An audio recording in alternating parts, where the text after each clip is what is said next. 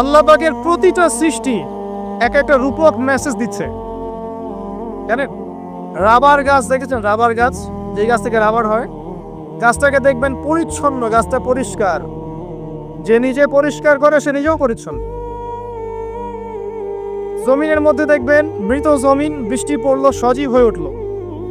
সবুজ ধান ক্ষেত, এই সবুজ ধান ক্ষেতটা আপনার যৌবন, আস্তে আস্তে ফসল হবে। এই ফসল হওয়ার টাইমটা হচ্ছে আপনার পৌরত্ব। এরপরে ফসলটা কেটে ফেলা হবে। এই ফসলটা আপনার ভালো কাজ, আমলে সালেহ, এটাকে রেখে দেওয়া হবে। বাকিটাকে হলুদ বর্ণের যে খড়কুটা, এটাকে জ্বালিয়ে দেওয়া হবে।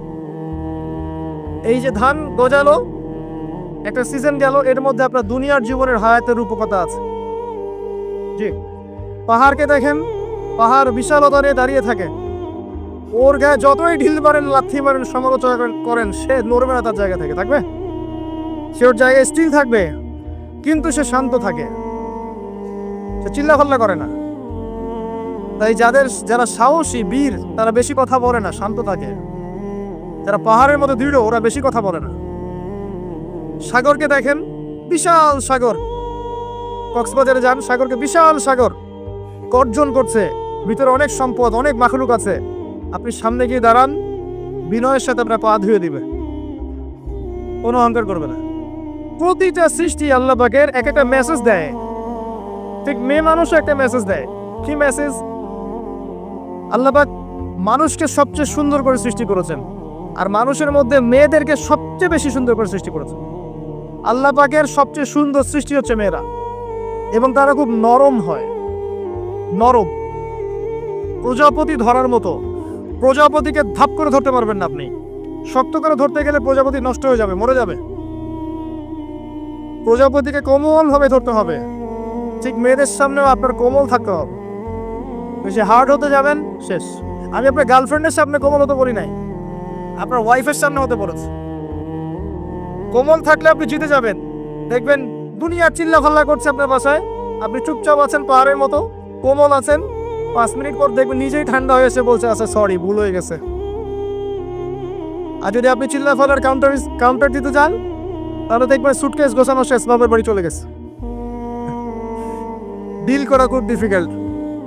এখানে আপনাকে খুবই সবরের পরিচয় দিতে হবে। আল্লাহ পাক বোঝার তৌফিক দান করুন।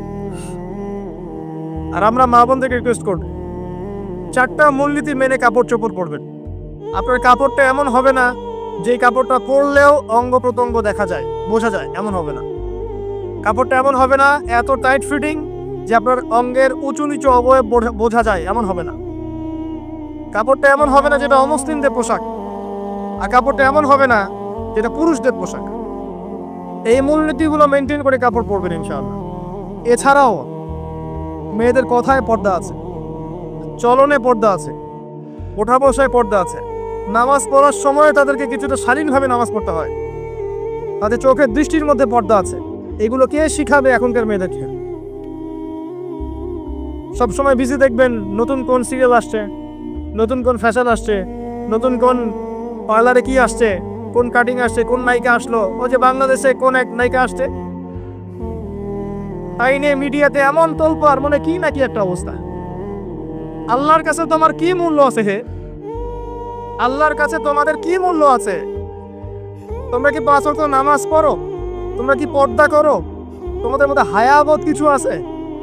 তোমরা মানুষকে ভালো কিছু শিখাও, সমাজকে ভালো কিছু দাও, শালীন কিছু দাও।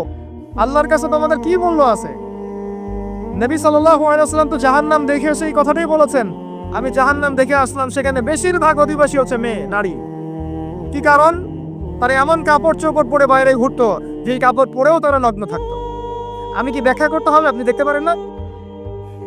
এবং তারা স্বামীর সাথে কুফরি করতো। সারা জীবন স্বামী যদি তাদের ভরণ পোষণ দেয়, ভালোবাসে, মহব্বত করে, তাদের জন্য জীবনটা ক্ষয় করে ফেলে, এক পর্যায়ে গিয়ে বলবে, সারাটা জীবন তোমার কাছে কিছুই পাইলাম না। বাস্তব। এগুলোর কারণে মেয়েরা বেশি বেশি জাহান্নামে যাবে। এবং তারা মানুষ মারা গেলে মাতম করে, বুক পিঠ চাপড়ায়, এই কারণে যাবে। এবং তর্ক লাগলে অভিশাপ দেবে, সেই কারণে যাবে। আল্লাহ পাক আমাদের মা বোনদেরকে হেফাজত করুন। তবে একটা হাদিস আছে সুসংবাদের। নবী সাল্লাল্লাহু আলাইহি ওয়াসাল্লাম বলেছেন, একজন নারী যদি 4টা কাজ করতে পারেন, জান্নাতের যে কোনো দরজা দিয়ে ইচ্ছা প্রবেশ করতে পারবেন। 1 নাম্বার 5 ওয়াক্ত নামাজ, 2 নাম্বার রমজান মাসে সওম, 3 নাম্বার আপনার লজ্জাস্থানের হেফাজত অর্থাৎ খাস পর্দা, এবং 4 নাম্বার আপনার স্বামীর আনুগত্য। ফ্যামিনিস্ট আকীদার মেয়ে হলে আনুগত্যকে দাসত্ব মনে করে, স্বামীর আনুগত্যকে তারা দাসত্ব মনে করে। স্বামী কে? স্বামীর সম্মান বোঝেন আপনি? স্বামী কে? যার ব্যাপারে নবী সাল্লাল্লাহু আলাইহি ওয়াসাল্লাম বলেছেন, আমি যদি আল্লাহ ছাড়া অন্য কাউকে সেজদা করতে বলতাম তাহলে মেয়েদেরকে বলতাম তারা যেন স্বামীদেরকে সেজদা করে। আপনাকে আমি কিভাবে বুঝাবো স্বামী কে, স্বামীর মর্যাদা কোথায়? এগুলো কি ইসলাম মেয়েদেরকে ডমিনেট করছে এগুলো দিয়ে? কেন? এই স্বামী আপনার জন্য সারাটা জীবন ক্ষয় করে ফেলে। একটা চোর পর্যন্ত, একটা চোর, একটা করাপ্টেড মানুষ, দুর্নীতিগ্রস্ত মানুষ, সে চুরি করে দুর্নীতি করে এনে বাচ্চাকে খাওয়ায়। একটা ধর্ষক পর্যন্ত ওর মেয়েকে আদর করে। পুরুষ মানুষ কি জিনিস কেমন করে বুঝবে? সারাটা জীবন ক্ষয় করে ফেলায়। যদি আপনি তার আনুগত্য করেন, তার সামনে সুন্দর মতো থাকেন, তার কথার সাথে তর্ক না করেন, ভালোবাসা দিয়ে থাকেন, আপনার জন্য সে জীবন দিতে প্রস্তুত থাকবে। এরকম পুরুষ মানুষ আপনাদেরকে কেউ চোখ তুলে তাকে চোখ তুলে ফেলাবে, এরকম পুরুষ মানুষ। আর এখন তো পরিস্থিতি ডিফারেন্ট। বাসায় পুরুষ বাইরের ছেলের সাথে ফোনে প্রেম হয়ে গেছে, পালাই চলে গেছে, বিয়ে করে ফেলছে। দেখবেন বাসায় স্ত্রী আছে, বাইরের মেয়ের সাথে প্রেম করে বিয়ে করা শেষ। বিয়ে করলে সমস্যা নাই, ব্যভিচার করে ফেলছে, বিয়ে সে করতেই পারে, সেদের সমতা রক্ষা করতে পারে, সেটা তার ডিফারেন্ট ইস্যু, এটা অন্য ইস্যু। তো স্বামীর আনুগত্য আপনি কিভাবে বুঝাবেন? এটা দাসত্ব নয়। নবী সাল্লাল্লাহু আলাইহি ওয়াসাল্লাম বলেছেন, কোনো স্বামী যদি কোনো স্ত্রীকে চায়, তার প্রয়োজনের জন্য চায়, মহব্বতের জন্য, স্ত্রী যদি চুলায় রান্না করতে থাকে, ওই রান্না ফেলে দিয়ে তাকে আসতে হবে। হাদিস। রাতের বেলা স্বামী স্ত্রী শুয়েছে, স্বামীর চাহিদা আছে, স্ত্রীর কোনো সমস্যা নাই, স্ত্রী ফিট, ইচ্ছা করেই অহেতুক স্বামীকে বলল আমি রাজি না, উল্টা পাশে মুখ করে ঘুমিয়ে গেল। আল্লাহর নবী বলছেন সারা রাত আল্লাহর পক্ষ থেকে একজন ফেরেশতা আসবে, এসে এই নারীকে অভিশাপ দিতে থাকবে। এখন এগুলো হাদিস শুনলে বলবে যে ইসলাম তো মেয়েদেরকে ছোট করছে। একজন মেয়ে তার একজন স্বামীর কথা বলছে, স্বামী তার মেয়ে, তার স্ত্রী, তার মা, তার বোন, সবাইকে তার মিরাসের হক দিতে হয়। একজন মেয়ে তার বাবার সম্পত্তি পায়, কোনো কোনো ক্ষেত্রে তার ভাইয়ের সম্পত্তি পায়, তার স্বামীটা তো পাই, তার ছেলের টক, নানি হলেও সম্পত্তির হক আছে।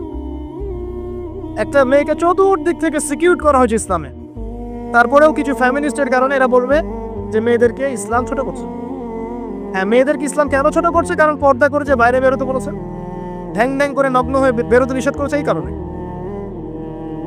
যদি বলে যে ইসলাম আপনাদেরকে ফ্রি মিক্সিং এর স্বাধীনতা দিচ্ছে, আপনারা সবাই ফ্রি মিক্সিং করেন, গেঞ্জি পরেন, টি শার্ট পরেন, স্যান্ডো গেঞ্জি পরে বাইরে ঘুরে বেড়ান, টাইট ফিটিং প্যান্ট পরে বাইরে ঘুরে বেড়ান, সব জায়গায় আপনারা ফ্রি মিক্সিং করেন, পর্ন দেখেন, জেনা করেন, মদ খান, ইসলাম খুব ভালো। তখন তোমাদের জন্য তো ইসলাম নয়, তোমরা জাহান্নামে যাও, আল্লাহর কি আসে যায়? ইসলাম তোমাদের জন্য নয়, তোমরা জাহান্নামে গিয়ে মরো, ইসলামের কিছু যায় আসে না। আল্লাহর ওয়াস্তে পারিবারিক আদর্শের দিকে ফোকাস করে প্রিয় ভাই। নিজে জাহান্নামের আগুন থেকে বাঁচেন, পরিবার বর্গকে বাঁচান, পরিবার আরেকটা পার্ট হচ্ছে আপনার পিতামাতার সাথে খারাপ আচরণ করতে যায় না আল্লাহর ওয়াস্তে। সেই ব্যক্তির জন্য ধ্বংস যার পিতামাতা বেঁচে আছে, তাদের হক আদায় করে সে জান্নাতে যেতে পারলো না, তার জন্য ধ্বংস। আরেকটা অংশ আছে আপনার সন্তান সন্ততি, বাচ্চা কাচ্চার প্যারেন্টিংটা খুব সুন্দর করে করেন। যখন আপনি স্ত্রীর সাথে মিলন করতে গিয়েছেন তখন দোয়া পড়েন, আল্লাহুম্মা বিসমিল্লাহি আল্লাহুম্মা জান্নিবনি শাইতান ওয়া জান্নিবিশ শাইতান মা রাযাকতানা। আমার মনে হয় এখনকার জেনারেশন যেগুলো আছে ফাসেক, মাদক সেবন করে, পর্নোগ্রাফিতে আসক্ত, ইয়াবাখোর, স্মাগলিং করছে, চুরি করছে, হাবিজাবি, ধর্ষণ করছে, আমার মনে হয় না তাদের পিতামাতা তাদেরকে জন্ম দেওয়ার সময় দোয়াগুলো পড়েছিল। কারণ পিতামাতা এই দোয়া পড়লে ওই সন্তানকে শয়তান স্পর্শ করতে পারে না। সন্তান হবে, সন্তান ছেলে হোক মেয়ে হোক, আপনার এটা নিয়ে মন খারাপ করার কিছু নাই। একজন কন্যা সন্তানকে লালন পালন করে সৎপাত্রে পাত্রস্থ করলে এই মেয়ে পরকালে আপনার জন্য জাহান্নামের আগুন থেকে ঢাল হয়ে যাবে। যার কাছে দুইজন মেয়ে আছে, দুইটা মেয়েকে সে ভালো করে মানুষ করেছে, নবী সাল্লাল্লাহু আলাইহি ওয়াসাল্লাম বলছেন সে জান্নাতে আমার সাথে এমন করে থাকবে এইভাবে। কেউ যদি বিধবার দায়িত্ব নেয়, সেও নবী সাল্লাল্লাহু আলাইহি ওয়াসাল্লামের সাথে এইভাবে থাকবে। এতিমের দায়িত্ব নেয়, এইভাবে থাকবে। ফ্যান্টাসিতে ভুগছেন, একটা এতিম মেয়েকে বিয়ে করেন, একটা অসহায় তালাকপ্রাপ্ত মেয়েকে বিয়ে করেন, একটা বিধবা মেয়ে যার স্বামী মারা গেছে, কেউ নাই দেখার, তাকে বিয়ে করেন, তারপরে বোঝা যাবে আপনার মধ্যে কতটুকু দিন আছে। আর বর্তমান সভ্যতা আমাদের কি সমাধান দিবে? সবাই যদি দিনদার একটা করে ক্যাটরিনা খোঁজে, এতিম, এই বিধবা, এই যাদের দেখার কেউ নাই, এই মেয়েগুলা কি রাষ্ট্রের সম্পত্তিও থাকবে? এদের দায়িত্ব কে নিবে? পুরুষরা যদি দায়িত্ব না নেয়, কে দায়িত্ব নিবে? এখন কেউ যদি ওদের দায়িত্ব নিতে যায়, তখন তাকে আবার খারাপভাবে উপস্থাপন করা হয়, এই ব্যক্তির মনে হয় চরিত্র খারাপ। কিন্তু এদিকে বাইরে 10টা জেনা করে বেড়াচ্ছে, কোনো সমস্যা নেই, এগুলো কুস্কায়। এইসব জাহেলদের জন্য ইসলাম নয়। ইসলামের প্রতিটা বেসিক ফান্ডামেন্টাল মানবতার কল্যাণের জন্যই। এগুলোকে ফরজ করা হয়নি, আপনি নফল, আপনার সামর্থ্য থাকলে আপনি করতে পারেন, না করলে কোনো সমস্যা নেই। কেউ যদি করে যে ইসলাম পরিপূর্ণরূপে পালন করার চেষ্টা করছে, এটার উপরে আমল করার চেষ্টা করছে, তাহলে আপনি তাকে ক্রিটিসাইজ করছেন কেন? কি সমস্যা আপনার? আরেকটা পাওয়ার হচ্ছে সন্তান সন্ততি। বাচ্চা কাচ্চাকে ছোটবেলা থেকেই মানুষ করতে হবে এমনভাবে যাতে করে বড় হয়ে এরা এই উম্মার খালেদ এবং ওমর হতে পারে। বাচ্চা ছোট বাচ্চাকে আপনি ভালো খাবার দেন, মায়ের স্নেহ দেন, বাবা মার সাথে রাখেন, একটু গ্রাম্য পরিবেশে নিয়ে গিয়ে তাকে বড় করেন। কেন বলছে কথা? এখানে পরিবেশ সুন্দর থাকবে, সে দৌড়াবে ধুলার মধ্যে, মাঠের মধ্যে খেলবে, সুন্দর ভাষা শিখবে। এরপরে তাকে ভালো প্রতিষ্ঠানে পড়ান। প্রতিষ্ঠানটা এমন হবে যে প্রতিষ্ঠানে জেনারেল শিক্ষা, ইসলামিক শিক্ষা একসাথে দেয়া হচ্ছে, সে সব শিখবে। আমার ছেলে কোরআনে হাফেজও হবে, আমার ছেলে ডক্টরও হবে ইনশাআল্লাহ। এভাবে করে তোলেন। আধুনিক হন, মাথাটা খাটান, ব্যাকগ্রেডেড মানসিকতা বাদ দেন। বিশ্বটা এগিয়ে গেছে, আমাদেরকে এগিয়ে যেতে হবে। একমুখী জ্ঞান দিয়ে আপনি কিচ্ছু করতে পারবেন না এই যুগে। দ্বিমুখী শিক্ষার একটা হারমোনিয়াস কম্বিনেশন দরকার। আমাকে কোরআন জানতে হবে, সায়েন্সও জানতে হবে, নাহলে আমি সায়েন্স দিয়ে কোরআনকে ব্যাখ্যা করতে পারবো না, কোরআন দিয়েও সায়েন্সকে ব্যাখ্যা করতে পারবো না। জানতে হবে, আমাদেরকে শিখতে হবে, পড়তে হবে, প্রচুর পড়তে হবে। বাচ্চাদেরকে ছোট থেকে বড় করেন এভাবে। আস্তে আস্তে গিয়ে দেখবেন তারা যখন কিশোর, তাদের বন্ধু বান্ধবের সার্কেলের দিকে খেয়াল রাখেন। আপনি বাবা হিসেবে তার বন্ধুর মতো আচরণ করেন, মা হিসেবে তার সাথে বান্ধবীর মতো আচরণ করেন, তার সাথে ক্লোজ হন, তার সমস্যাগুলো জানার চেষ্টা করেন। তাকে ফ্রি মিক্সিং এর মধ্যে পড়াশোনা করতে দিবেন না, না হলে স্কুল লাইফে সতীত্ব হারিয়ে ফেলবে। অনেক সময় অনেক মেয়ে আছে স্কুল লাইফে সতীত্ব হারিয়ে ফেলেছে। আল্লাহ রাব্বুল আলামিন এই পৃথিবীর সবচেয়ে সুখী মানুষটাকে, এই পৃথিবীতে যার কোনো দুঃখ কষ্ট কিচ্ছু ছিল না, এই মানুষটাকে ডেকে নিয়ে আসবেন, ডেকে নিয়ে এসে জাহান্নামে ঢুকাবেন এক মুহূর্ত সময়ের জন্য, ধরেন 1 সেকেন্ড বা 1 ন্যানো সেকেন্ড। এরপরে বের করে নিয়ে আসবেন, নিয়ে এসে বলবেন পৃথিবীতে কি সুখে ছিলে? সেই ব্যক্তি বলবে সুখ কি জিনিস হে আল্লাহ আমি জানি না। আমি কি বুঝাতে পারছি ভাই? সুখ কি জিনিস আমি জানি না। আর আল্লাহ রাব্বুল আলামিন এই পৃথিবীর সবচাইতে কষ্টে থাকা মানুষটাকে ডেকে নিয়ে আসবেন, এনে জান্নাতে ঢুকাবেন, ঢুকে 1 মুহূর্ত সময় রাখবেন, বের করে নিয়ে আসবেন। বলবেন পৃথিবীতে কষ্টে ছিলে? সেই বান্দা বলবে কষ্ট কি জিনিস আল্লাহ আমি জানি না। এটাই সেই আয়াতের ব্যাখ্যা বলা যায়। আল্লাহ পাক বলেছেন কুল্লু নাফসিন যায়িকাতুল মাউত, প্রত্যেকটা নফস বা আত্মা মৃত্যুর স্বাদ গ্রহণ করবে। ওয়া ইন্নামা তুওয়াফাউনা উজুরাকুম ইয়াউমাল কিয়ামাহ, কিয়ামতের মাঠে তোমাদের পূর্ণ প্রতিদান দেয়া হবে। ওই দিন ফামান যুহজিহা আনিন নার ওয়া উদখিলাল জান্নাহ ফাকাদ ফাজ, সেদিন যাকে আল্লাহ পাক জাহান্নাম থেকে বাঁচাবেন, জান্নাতে প্রবেশ করাবেন, একমাত্র সে ব্যক্তি সফল, আর কেউ সফল নয়। এই আয়াতটা হচ্ছে দ্য ডেফিনেশন অফ সাকসেস, যার পিছনে আমরা ছুটছি। আমরা সাফল্যের পিছনে ছুটি না। সফল হতে হবে, নিজের পায়ে দাঁড়াতে হবে, টাকা পয়সা করতে হবে, বাড়ি গাড়ি করতে হবে, ব্যাংক ব্যালেন্স করতে হবে, জমি জমা করতে হবে, একটা সুন্দরী গার্লফ্রেন্ড চাই, একটা স্ত্রী চাই, তাই না? আমরা সাফল্যের পিছনে ছুটতে চাই, আর আমাদেরকে বস্তুবাদী দর্শন শেখায়, এগুলোই সাফল্যের মানদণ্ড। তা আল্লাহ পাক এখানে বলছেন, যাকে জাহান্নাম থেকে বাঁচানো হবে আর জান্নাতে প্রবেশ করানো হবে, এই ব্যক্তি ছাড়া কেউ সফল না।